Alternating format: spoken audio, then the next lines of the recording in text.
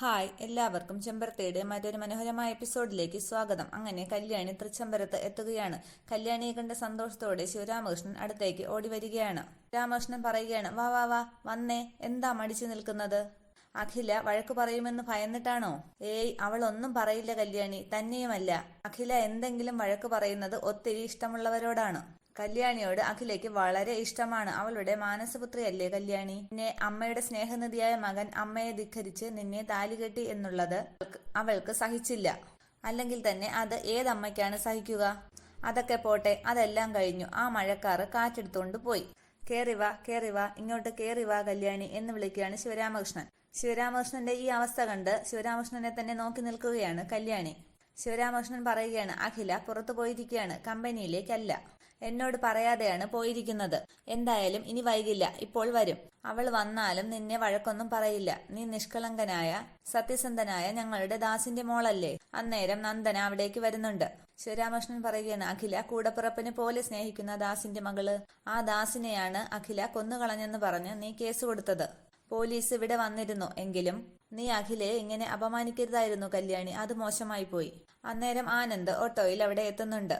ഫാസി പറയുകയാണ്, അണ്ണ ഞാനൊന്ന് വർക്ക്ഷോപ്പിൽ കൊണ്ടുപോയിട്ട് വരാം, ശരിയെന്നും പറഞ്ഞ് ആനന്ദ് ഇറങ്ങുകയാണ്. ശിവരാമകൃഷ്ണൻ പറയാണ്, അഖിലയുടെ ഹൃദയത്തിൽ നീ എത്രത്തോളം ഉണ്ടായിരുന്നെന്ന് നിനക്കറിയില്ലായിരുന്നു.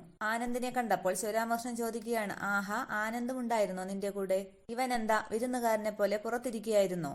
എന്നിട്ട് നന്ദനോട് പറയുകയാണ്, കണ്ടില്ലേ നന്ദന, മകനും മരുമകളുമൊക്കെ സ്വന്തം വീട്ടിലേക്ക് കയറി വരുന്നത് അതിഥികളെ പോലെ. അല്ലെങ്കിലും മാതാപിതാക്കളുടെ ജീവിതത്തിലേക്ക് കടന്നു വരുന്ന വിരുന്നുകാരാണ് മക്കളെന്ന് പല പുസ്തകങ്ങളിലും ഞാൻ വായിച്ചിട്ടുണ്ട്. അത് എഴുതിയ എഴുത്തുകാരോട് എനിക്ക് ദേഷ്യവും തോന്നിയിട്ടുണ്ട്. കാരണം എന്റെ മക്കൾ വിരുന്നുകാരായിട്ട് എനിക്ക് തോന്നിയിട്ടില്ല. ഞാനത് അംഗീകരിക്കുകയുമില്ല. ശിവരാമകൃഷ്ണന്റെ ഈ അവസ്ഥ കണ്ട് ഒരുപോലെ അന്തിച്ചു നിൽക്കുകയാണ് ആനന്ദും കല്യാണിയും. എനിക്കും അഖിലേക്കും എന്റെ മക്കൾ സ്നേഹം ഒളിപ്പിച്ചു വച്ചിരിക്കുന്ന നിധിപേടകങ്ങളാണ്. ആ നിധിപേടകങ്ങൾ നമ്മുടെ ഹൃദയത്തിൽ ഒളിപ്പിച്ചു വച്ചിരിക്കുകയാണ്. ആരുമില്ലാത്ത ചില സ്വകാര്യ നിമിഷങ്ങളിൽ അഹങ്കാരത്തോടെ ആ പേടകങ്ങൾ തുറന്ന് വാത്സല്യം പകരും, പിന്നെയും ഒളിപ്പിച്ചു വയ്ക്കും. അതാണ് പറഞ്ഞത് അഖിലയ്ക്ക് നിങ്ങളോട് ദേഷ്യമൊന്നും ഇല്ല എന്ന്. അവളുടെ മനസ്സ് വായിച്ചു പഠിച്ചിട്ടുള്ളത് ഞാൻ മാത്രമാണ്. ഞാൻ എന്റെ അഖിലയെ ന്യായീകരിക്കുന്നത് കണ്ട് എന്റെ മക്കൾ വരെ എന്നെ കുറ്റപ്പെടുത്തിയിട്ടുണ്ട്. അല്ല, എനിക്കതിൽ വിഷമമില്ല. കാരണം എന്റെ അഖില തുളസിയിലയിൽ വീണ തൂമഞ്ഞുതുള്ളി പോലെ നിർമ്മലമാണ്. പക്ഷേ കല്യാണി കൊണ്ടുപോയി കേസ് കൊടുത്തത് അവളെ വല്ലാതെ വിഷമിപ്പിച്ചു. ജീവന്റെ ജീവനായ മൂത്ത മകൻ അതിന് കൂട്ടുനിന്നത് അവളുടെ മനസ്സിനെ വല്ലാതെ ഉലച്ചു. പാവം ഒരുപാട് കരഞ്ഞു. പക്ഷേ അതൊരു കള്ളക്കേസാണെന്ന് ആർക്കും തിരിച്ചറിയാൻ പറ്റും. അതുകൊണ്ട് തന്നെ ആ കേസ് നിലനിൽക്കില്ല. അഖില അത് ചെയ്യില്ല. സരോവർ പുരസ്കാരം കിട്ടിയതാണ് അഖിലയ്ക്ക്. കോടതി തട്ടിപ്പൊന്നും വിശ്വസിക്കൂല. നിങ്ങൾ അകത്തേക്ക് കയറിക്കേ, ചെല്ല്. അഖില വഴക്കൊന്നും പറയില്ല. അവൾ അത് മറക്കും. മനുഷ്യന് മറവി ഒരു അനുഗ്രഹമാണെന്ന് ഇങ്ങനെയുള്ള സന്ദർഭങ്ങളിലാണ് ഞങ്ങൾ ഓർത്തുപോകുന്നത്. എന്നിട്ടും തിരിഞ്ഞു നടന്ന് അങ്ങോട്ടും ഇങ്ങോട്ടുമൊക്കെ നടന്ന് എന്തൊക്കെയോ പിറുപിറുക്കുകയാണ് ശിവരാമകൃഷ്ണൻ. നന്ദന പറയുകയാണ്, അഖിലാന്റി മരിച്ചതിൽ പിന്നെ അങ്കിൾ ഇങ്ങനെയാണ്.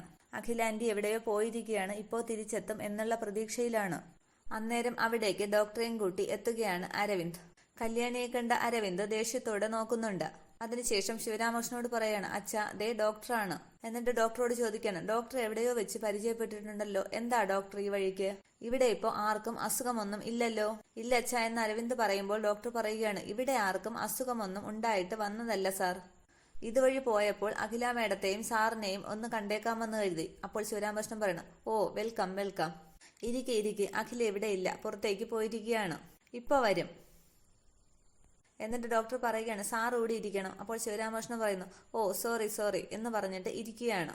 ഞാൻ മറ്റെന്തോ കാര്യം ഓർത്തുപോയി. സാറിന് ടെമ്പറേച്ചർ ഉണ്ടോ? ഇല്ലല്ലോ. മുഖം കണ്ടപ്പോൾ എന്തോ ഒരു അസ്വസ്ഥത തോന്നി.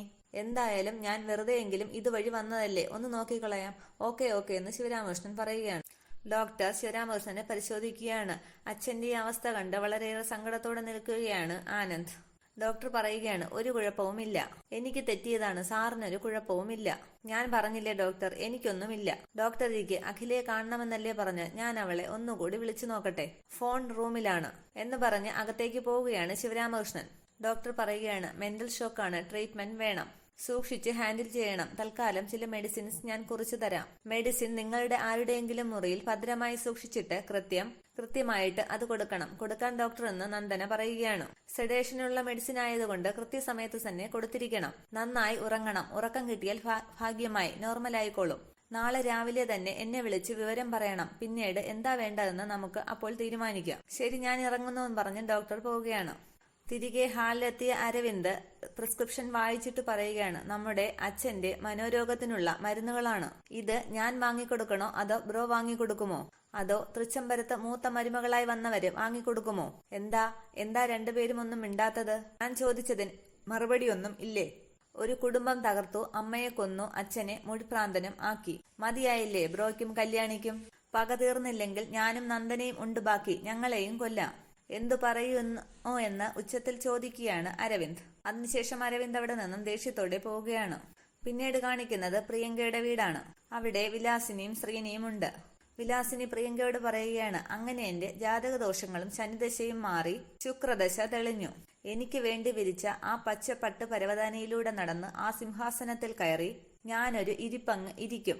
ദേ ഇങ്ങനെയെന്ന് പറഞ്ഞ് അവിടെ ഇരുന്ന സോഫയിൽ കാലുമേക്കാലും കയറ്റി വെച്ച് ഇരിക്കുകയാണ് വിലാസിനി. പിന്നെ ഒരു ഏകാധിപത്യ ഭരണമാണ്. അഖില വെളിച്ചത്ത് വരാതെ ഏതോ ഒരു ഗുഹയിലെ അന്ധകാരത്തിൽ. ശിവരാമകൃഷ്ണൻ മുഴുപ്രാന്തിളകി തൃച്ചംബരത്ത് അങ്ങോട്ടും ഇങ്ങോട്ടും കാൽനടജാഥ നടത്തുന്നു. അരവിന്ദും നന്ദനയും പന്തം കണ്ട പെരിച്ചാഴിയെപ്പോലെ അങ്ങോട്ടും ഇങ്ങോട്ടും നോക്കി അന്തം വിട്ട് നിൽക്കുന്നു.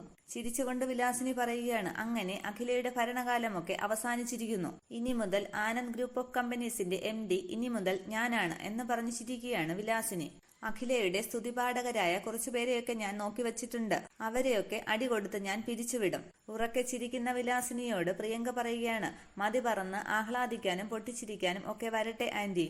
ഡ്യൂപ്ലിക്കേറ്റ് അഖിലയെ കത്തിച്ചാമ്പലായിട്ടുള്ളൂ. യഥാർത്ഥ അഖില ഈ ഭൂമിയിൽ ഇപ്പോഴും ജീവനോടെ എവിടെയോ ഉണ്ട്. എവിടെയാണെന്ന് ഒരെത്തും പിടിയും ഇല്ല. തൃച്ചംബരത്തെ അഖിലാണ്ടേശ്വരിയെ കണ്ടെത്തി എന്നേക്കുമായി അവസാനിപ്പിച്ച് ആ ശവം ആരും കാണാത്ത അജ്ഞാത താഴ്വരയിലേക്ക് എറിഞ്ഞു കളഞ്ഞാൽ മാത്രമേ അന്തിമ വിജയം ആഘോഷിക്കാൻ പറ്റൂ. നേരം ശ്രീനി പറയുകയാണ്, ആ ഒരു ദൗത്യം കൂടി വിജയകരമായി പൂർത്തിയാക്കണം. എന്നാലേ തൃച്ചംബരത്തെ പുതിയ മഹാറാണിയുടെ ഈ ചിരിക്ക് അർത്ഥമുള്ളൂ. വിലാസിനി പറയുകയാണ്, കാര്യങ്ങളൊക്കെ ഇത്രത്തോളം ആയ സ്ഥിതിക്ക് അഖില പെട്ടെന്നൊന്നും പുറത്തേക്ക് വരില്ല എന്നാണ് എനിക്ക് തോന്നുന്നത്. ആ വരവിന് മുമ്പ് എല്ലാം എന്റെ കൈപ്പിടിയിൽ ഒതുക്കണം. എന്ത് വിഡിതമാണ് ആന്റി പറയുന്നത്? ഇതേ അഖിലാണ്ടേശ്വരിയാണ്, തൃച്ചംബരത്ത് അഖിലാണ്ടേശ്വരി. കൊല്ലപ്പെട്ട രാജരാജേശ്വരിയെ പോലെയല്ല അഖില. 10 തലയുള്ള രാവണന്റെ ബുദ്ധിയും ശക്തിയുമാണ് അഖിലയ്ക്ക്. ഏത് മാളത്തിലിരുന്നാലും പുറമേ നടക്കുന്നതൊക്കെ അവരറിയും. എടുത്തുചാട്ടം നന്നല്ല. അഖിലയെ അനുധാവനം ചെയ്യുകയാണ് എന്റെ കണ്ണുകളും എന്റെ അനുയായികളും. പക്ഷെ അവരും ഞാനും അഖിലയിൽ നിന്ന് ബഹുദൂരം പിന്നിലാണ്. ആകാശത്തിൽ വട്ടമിട്ട് പറങ്ങുന്ന കഴുകന്റെ കണ്ണിൽ മാളത്തിൽ നിന്നും വെളിയിലേക്കിറങ്ങാൻ തലയിട്ട് നോക്കുന്ന എലിക്കുഞ്ഞിനെ പോലും കാണാൻ കഴിയും. അത്രയ്ക്ക് സൂക്ഷ്മതയോടുകൂടിയാണ് എന്റെ കഴുകന്മാർ തിരച്ചിൽ നടത്തുന്നത്. അഖിലയുടെ തറവാട്ടിൽ വരെ എന്റെ അനുയായികൾ എത്തി. നിലവറകളിലും മച്ചകങ്ങളിലും അവർ അഖിലയെ തിരഞ്ഞു കൊന്നു തള്ളാൻ. പക്ഷേ കണ്ടെത്തിയിട്ടില്ല. അഖില ചെന്നെത്താൻ സാധ്യതയുള്ള എല്ലായിടങ്ങളിലും എന്റെ ആജ്ഞാനുവർത്തികൾ തിരച്ചിൽ നടത്തിക്കൊണ്ടിരിക്കുന്നു. വിലാസിനി പറയുകയാണ്, അതൊക്കെ ശരിയായിരിക്കാം. പക്ഷേ അഖില പോയേക്കാവുന്ന ഒരു സ്ഥലത്ത് നിന്റെ കണ്ണുകളും ആജ്ഞാനുവർത്തികളുടെ കണ്ണുകളും എത്തിയിട്ടില്ല. എവിടെയെന്ന് ചോദിക്കുകയാണ് പ്രിയങ്ക. വിലാസിനി പറയുകയാണ്, ആ പാഴ് ഗുരുജിയുടെ ആശ്രമത്തിൽ. ഒരിക്കൽ ഏതാണ്ടൊരു കാര്യത്തിന് ആ ഗുരുജിയുടെ ആശ്രമത്തിൽ അഖില പോയി മുറിയടച്ച് ഇരുന്നതല്ലേ? എനിക്ക് വ്യക്തമായിട്ടറിയാം. ഞാനത് നിന്നോട് പറഞ്ഞിട്ടുമുണ്ട്. ശ്രീനി പറയുകയാണ്, ഇപ്പോൾ മേഡം പറഞ്ഞതിൽ ഒരു സത്യമില്ലാതില്ല. അങ്ങനെ ആരും ശ്രദ്ധിക്കാത്ത ഒരു സ്ഥലമാണ് ഈ ഗുരുജിയുടെ ആശ്രമം. പ്രിയങ്ക പറയുകയാണ്, പക്ഷേ ആന്റിക്കൊരു തെറ്റുപറ്റി. പക്ഷെ അന്ന് അവിടെ പോയി മുറിയടച്ചിരുന്നത് തൃച്ചംബരത്ത് അഖിലാണ്ടേശ്വരി ആയിരുന്നില്ല, രാജരാജേശ്വരി ആയിരുന്നു. വിലാസിനി പറയുകയാണ്, ഓ ഞാൻ അതോർത്തില്ല. എന്നാലും ആന്റിയുടെ റൂട്ട് വളരെ കറക്റ്റാണ്. ഗുരുജിയുടെ ആശ്രമം, ആ ആശ്രമത്തിന് പല ബ്രാഞ്ചുകളുണ്ട്. അവിടെ എവിടെയെങ്കിലും ഉണ്ടാകാനുള്ള സാധ്യതയുണ്ട്. അതിനുശേഷം പ്രിയങ്ക ഫോൺ വിളിച്ചു പറയുകയാണ്, ഹലോ അഖില, ഗുരുജിയുടെ ആശ്രമങ്ങളിൽ എവിടെയെങ്കിലും ഉണ്ടാകാനുള്ള ഒരു സാധ്യതയുണ്ട്. ഇപ്പോൾ തന്നെ തിരയണം. അതിനുശേഷം പ്രിയങ്കയോട് പറയുകയാണ്, ആന്റിയുടെ ഈ ഊഹം ശരിയാവാൻ സാധ്യതയുണ്ടെന്നാണ് എന്റെ മനസ്സ് പറയുന്നത്. വിലാസിനി പറയുകയാണ്, പ്രശ്നപരിഹാരം തേടി നടക്കുന്നവരും പ്രാർത്ഥനക്കാരും തത്വചിന്തകരും ഒക്കെയാണ് ഗുരുജിയുടെ ആശ്രമത്തിലേക്ക് ചെല്ലുന്നത്. അപ്പോൾ അവിടെ ഒളിച്ചിരിക്കാൻ പറ്റും. ആരും സംശയിക്കില്ലല്ലോ. പ്രിയങ്ക പറയുകയാണ്, അവിടെ ഉണ്ടെങ്കിൽ അഖിലയുടെ തല ഇന്ന് ചിതറും, ഉറപ്പ്. പക്ഷേ അഖിലാണ്ടേശ്വരിയുടെ ബുദ്ധി നമ്മളെക്കാൾ ഒരു കാതം മുകളിലാണ്. നമ്മൾ സംശയിക്കുന്നിടത്തൊന്നും അഖില ഉണ്ടാകണമെന്നില്ല. വിലാസിനി പറയുകയാണ്, ഏതായാലും ഒരു കാര്യം ഞാൻ അവസാനമായി പറയുകയാണ്. അഖില ഇനി ഒരു കാരണവശാലും സമൂഹ മധ്യത്തിലോ വീട്ടിലോ പ്രത്യക്ഷപ്പെടാൻ പാടില്ല. അഥവാ ഇനി അങ്ങനെ സംഭവിച്ചാൽ നീയും ഞാനും ഈ ഭൂമുഖത്ത് അവശേഷിക്കില്ല. നാഗമടത്ത് വംശം വരെ അഖില ചാരമാക്കി മാറ്റും. ജീവിച്ചിരിക്കണമെന്ന ഒരു ആഗ്രഹമുണ്ടെങ്കിൽ ഉടനെ എന്തെങ്കിലും ചെയ്യണമെന്നുള്ള മുന്നറിയിപ്പാണ് ഞാനീ തന്നത്. പ്രിയങ്ക പറയുകയാണ്, അഖില ചെന്നെത്തുന്ന മറ്റൊരു സ്ഥലം കൂടി എന്റെ ഓർമ്മയിൽ വരുന്നു. അവിടെയും കൂടി വല വീശണം. അഖില കുടുങ്ങാൻ സാധ്യതയുള്ള മറ്റൊരു പ്രധാന സ്ഥലം. അല്ല ആന്റി, ഗുരുജിയുടെ ആശ്രമത്തിൽ പോകാറില്ലേ?